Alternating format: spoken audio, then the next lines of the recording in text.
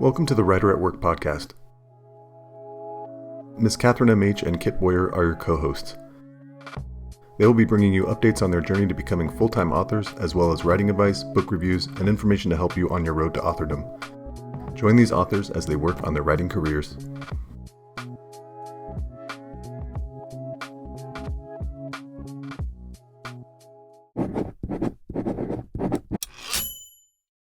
Welcome to the Writer at Work podcast. I'm Miss Catherine M.H., and today we're talking about writing environments with my favorite co-host, Kit Boyer. Woohoo! Why don't we start it off with you? All right, so we're talking about writing aids, things around you that help you write. For me, I don't have a writing room. Some people may. Some people have a writing space. I built a desk to put in my dining room. That is wonderful. I'm very proud of it. Maybe I'll put a picture up on Instagram or something. But I built it from scrap wood, and that is where I do my writing when I can. Awesome. I have in front of my desk, it's a wall, obviously, and the wall has a bulletin board where I pin my notes for my current story. And the wall around it, I will have either things to motivate me, like I have this tree printed out that doesn't have any leaves, and I printed it out on like 6 or 9 pieces of paper or something, so it's really big, and I taped them all together, and I put it up on my wall, and then I printed off these little leaves, and every time I get to a certain word count goal or other goal, I'll put a leaf on the tree. And we've talked about this before in a different episode, I think. Or we will have if the other episode comes out after this one. But I like to think that when I fail a day, it's not actually failing. So that day, if I have a leaf that I wanted to put on the tree, instead of putting it on the tree, I'll put it underneath the tree on the floor, like on the ground, you know, and then I think of it as compost. So even if that day I didn't meet my word count goal or I didn't do the thing I was looking to do, I will still have done something toward writing. Maybe I will have read something, or maybe I'll have taken a break and given my brain a chance to decompress. Maybe I'll have thought of story ideas without writing any of them down. It doesn't really matter. Even if I don't do anything, it's actually still helping me work toward my goal on that story, even if it's not tangible word count. So I have that. I have printouts if I need them, notes. I have an outline on my bulletin board with lots of sticky notes. I use physical maps and pins to show where my characters are at which times. I have to make the maps myself because most of my stuff is fantasy. So I will go online on, man, there are a lot of really good websites. I'll link a few below, but there's one called like donjon, and it does like, I think this one does maps, but more importantly, it does demographics. So if you're trying to figure out how many butchers does my small village have, it'll tell you like the, number of people based on the population or based on the area and population density or whatever. And it just gives you like medieval demographics. It's very, very useful.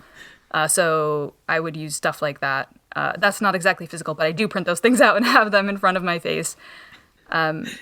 I use a Rocketbook, which is a reusable notebook. So it's basically made of plastic, and you write on it with a kind of an erasable pen. And when you're done with like a page of notes, you take a picture, it sends it to your Google Drive or whatever, and then you erase it. So I have that next to me as well, so I can take notes and stuff. And it's nice not to have 1,000 notebooks. And to be able to look back on my notes pretty easily. I'm going to take a break. Kate, what kind of stuff do you use in your physical environment? Sure. So, of course, there's my laptop. I write pretty strictly on my laptop. We've been over that before. I do write, of course, on pen and paper, and not on pens, but with pens. I guess we could start there. Sure. So my pens, I am very picky when it comes to what pens I will write with.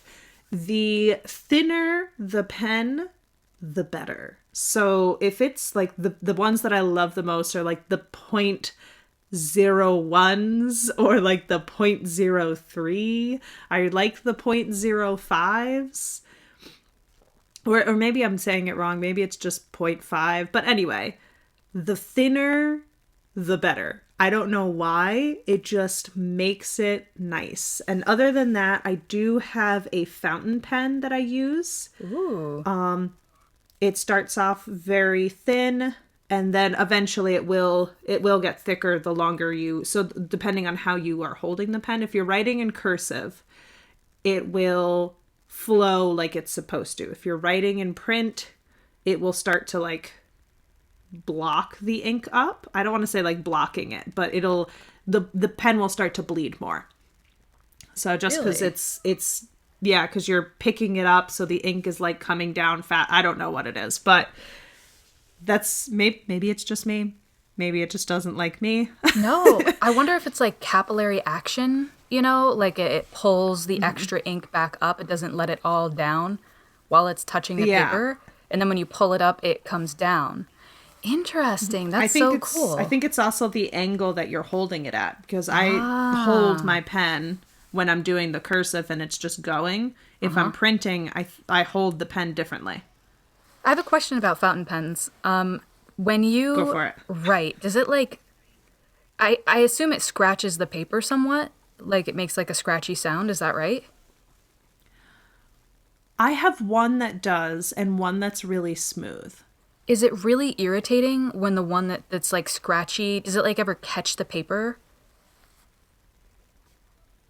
I haven't had that problem. I've had the problem that it'll bleed through the paper if it's too thin. Ah. But I also like am really picky with my paper. That's another thing. Yeah. I buy like the high quality like notepads that are usually lined, but like I also, because I really like those thin pens to write with, I like the extremely narrow lines. So my writing is very small in those sections. So maybe that's another reason I'm not catching. But I don't know. I'll go try it out again. Yeah. I have them there. I'll go try it again and see which one is the most scratchy. But yeah, so for my pens, I like them nice and thin. For my paper that I'm using, the lining has to be extremely tiny. Like if you get that college line, or there's even one above the college line that's like narrow line or something like that, like college narrow, that's what I prefer. So like if it's like 0.5 centimeter, cool. Like give me those lines. Does the fountain pen take a long time to dry? No, it's just like a gel pen. Wow. Okay. Sorry. I'm like fascinated by this. I just watched a YouTube thing where Neil Gaiman is talking about how he writes in fountain pen, and I'm like mesmerized by the idea, but I don't write in cursive, and I'm very picky about how a pen feels in my hand. I'll send you the one that I have, I because would it love that. feels That'd like be a regular wonderful. pen. Yeah. Maybe we'll link it so other people can see it too. Yeah. Yeah, I think it was like $5, but then like you buy the ink. Yeah, So for sure. yeah, Man, and I'll I'm in teach love you with all this the tricks idea. for it. So yes, so that's something if I'm handwriting I'll use. If I'm at the computer and I'm at my normal desk, I like to have what I call sloppers on my feet. They are socks that are also slippers, so I call them sloppers. I was like, where are you going with this? Yes. So I like to have my sloppers on my feet because my feet get very, very cold, and I refuse to allow shoes in my house. Yeah, good. So that's a thing. And then I have gotten back into lighting a candle. And because my cat has the tendency to play with fire if she sees it, I have to sit near the candles. So, and now like I'll have to take a picture and put it up on Instagram, have these really cool Victorian and medieval candle sets that are super cool. I will send you a picture because like they're these big like iron rolled pieces with big oil lantern like pieces on them. They're super cool. Oh my God. And I put my candles in those. So for me, a lot of it is that setting the idea that, hey, we're starting. So I have my candle going. I can't leave my candle because my cat will set herself on fire. She, like I said, likes to play with it. It flickers. It's like, I don't know. It flickers. So it catches her attention and she bats at it. And she's a long-haired cat. And so once the candles are lit, I can't leave the candles. So for me, that's like a, hey, it's time to work. And then I've got my sloppers on my feet. And I will use music. Music is a really big thing for me. I am one of those people who can listen to words with my songs. So I will have playlists ready or sections just ready to go for me to put me into the mood of whatever place I'm writing in. So that's what I will do in my own house. If I'm out in public or if I'm going somewhere, the laptop is important. I bring my gloves. I have some writing gloves that I use. I don't tend to use them at the house unless my wrist is starting to hurt. So they are for like carpal tunnel, which, you know, us writers, I'm trying to avoid having that happen. Plus, I also get extremely cold hands. So like these go all the way up to almost my fingertips. So, like, they're really cool in that sense. And they're, like, nice compression. So I will bring those. I will have the laptop, a charger. If you are leaving your house, remember your charger. Very important. That is a must. Yeah, that needs to be in your environment, no matter the place. And what's the other thing I bring? I guess it really just depends on where I'm going. If I'm going to a place that I'm sitting on the floor, it's fine. If I'm going to like anywhere else, my planner, duh. I bring my planner with me because you never know when you're supposed to be doing something and it's not written so like I'm very strict with my planner, or I'm trying to be much more strict with my planner. And it's all color-coded, so if I know I have to be doing certain tasks, then my planner is near me at both home and when I go out. So that would be really... That's like my environment without going into my habits and stuff like that. So, habits and routines. So that's my environment. Do you have more? I just found out that I have a fountain pen. Oh, nice. Yeah, I texted my husband saying, can I get a fountain pen? And he was like, sure. And then he brought me up my fountain pen, and I was like, what? I thought he was just saying, like, of course you can get one, but he already had gotten me one, like, years ago, and it's in a drawer. So now I just need some ink, apparently. Very exciting news. My dreams are coming true as I live, you know, just sitting here in real time. Anyway, yes. So for me, pens specifically, I don't like pens to have any ridges or bumps or differences in shape or texture on the part where my fingers go. So like, it can be soft. It can have like that squishy kind of soft thing. But if it has any texture, any kind of ridges, bumps, anything like that, it hurts my finger, like my middle finger where it rests. Cannot stand it. I have sensitive hands, I guess. I don't know. I'm a baby. But... No, I love that it sits on your middle finger. Mine sits on my my ring finger. Oh yeah. It's always so interesting to hear people that, and I know it's so common too that people put it on their middle finger when they hold the pen, and I'm like, how do you? And like I'm over here trying to like mimic that. Yeah. That motion, and I'm like, that feels so weird. I'm doing it your way, and I feel like I have maybe slightly more control but less flexibility. And then when I do just the two fingers and my thumb, I definitely feel like I have much more flexibility, slightly less control. Yeah. So yeah, anyway. that is how we write. My husband really enjoys super loud clackety keyboards. I'm not a fan. I can hear him working from upstairs when I'm taking a nap, and he's clacking away. Some people really like that, though, so if you're interested in the tactile feel and the sound of, extremely loud, very annoying keyboards, they have It's like really a typewriter cheap ones. keyboard. Yeah, it kind of sounds like that a little bit, yeah. And we actually, Kate and I, both looked into e-readers or e-writers, like digital notebooks. And I don't think that you've bought one yet, did you?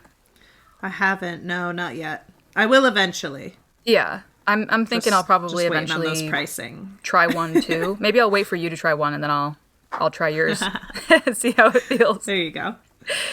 But instead of getting a digital notebook for myself, I got the Rocketbook because it's way cheaper. You know, the Rocketbook was maybe, I think I got it for a sale, it was like $16.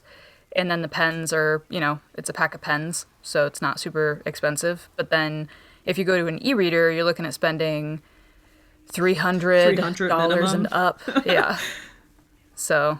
Yeah. I have a typewriter I really love to write on. And I do it for poems because I like to have it physically on paper somewhere, and it's different seeing it handwritten, the format, and then seeing it on a typewriter. And it's also different than seeing it on, on your screen on a computer. I like to see the entire page all at once. It's really good to determine how I want the poem to look on the page. So that's something. And digital typewriters are really popular these days. Have you thought about getting a digital typewriter? No. Me neither. They're super expensive. They're like a computer. It's like a computer, but without anything except it basically just has a word processor on it, and like the most basic one, and a tiny screen. So one of those little guys. Yeah. I've thought about one of those. Those are really cool. Yeah, what do you like about it? 'Cause for me, I'm like, I would never spend money on that. Mostly it's because I don't usually actually look at the screen and see what I'm writing. It's a mixture. Like, I'm usually looking at the keyboard anyway. And I feel like it wouldn't bother my writing style. Plus, I also hear that they last a really long time. Yeah. So that battery life is like 2 weeks long. So like if you were on vacation or like if I went camping somewhere, that would be something I would take with.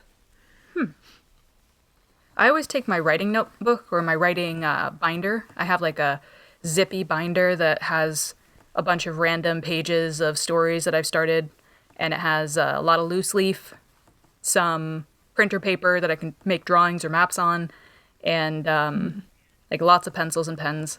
And that's what I take with me on vacations and trips and stuff to jot things down. Because like you, I don't want to have to bring my entire laptop. Yeah. I hate writing outside of my house.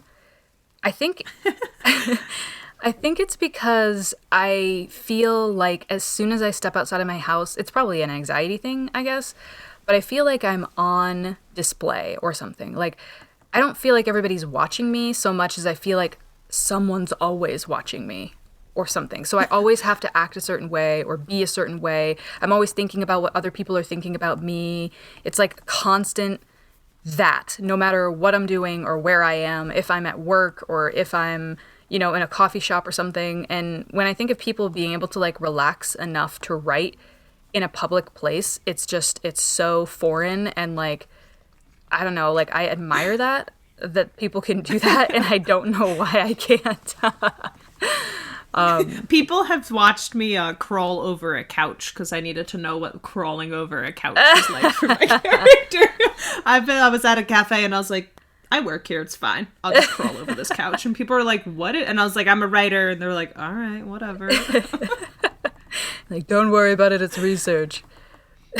Yeah. I guess it's mostly I've written more outside of the house than I've written inside the house. So like my inside routine and like environment besides lighting candles and putting sloppers on my feet, look almost identical. Wow. That's so cool. I remember, I was able to write. I wrote, like, my first nano I completed. It was, 2015? 2014? I can't remember. But I did that when I was working nights at, like a pet hotel. It was, like, PetSmart or something, where you would, like, put your dogs to stay and your cats and stuff. Mm-hmm. And I would clean out the cages at night, and when I had downtime, I would write. So I did write a lot there, but I was alone the entire time. And there were cameras, so obviously I was being watched in some sense, but I didn't feel as much like, I don't know, I didn't feel as worried about it, I guess. You gotta get some blinders for your environment when you go out there. Yeah, maybe like mental blinders. But yeah, I think that's everything I have for writing aids, things I use in my environment. Oh, headphones, noise-canceling headphones.